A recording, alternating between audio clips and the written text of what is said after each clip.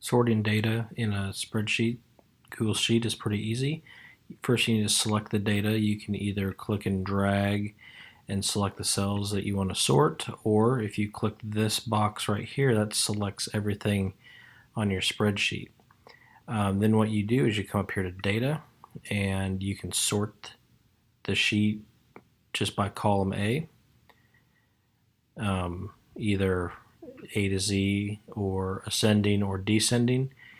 You can sort the range starting with column Z. What that means is if you only have a certain number of cells selected, then this is the range, and that's all that it's going to sort is that. So if we select all of the sheet, then that's your entire range. Or you can choose sort range, and then you can pick and choose if you want to sort, let's say instead of by column A, which is the day, we want to sort by column B, which is the year.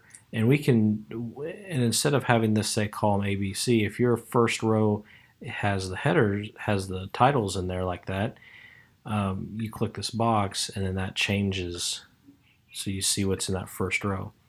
So I do want to do this, and I want to sort by year. So I'm going to sort by year. So everything is going to sort, but your first row with those headers are going to stay there, and then we're going to sort it alphabetically normally. And if you wanted to, you could also, after it sorts by this column, then you can have it sort by this column. You can continue to add columns. So you have that option too. But I'm just going to sort it by year. And there you can see that those are now lined up. I think they were before. So let's try this again.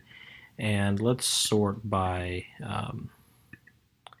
location instead. So you can see what moves and what doesn't. So there we go. So then you can see where those sorted. So that's how it's important that you have your cell selected when you sort too. That's how you sort your data in your Google Sheet.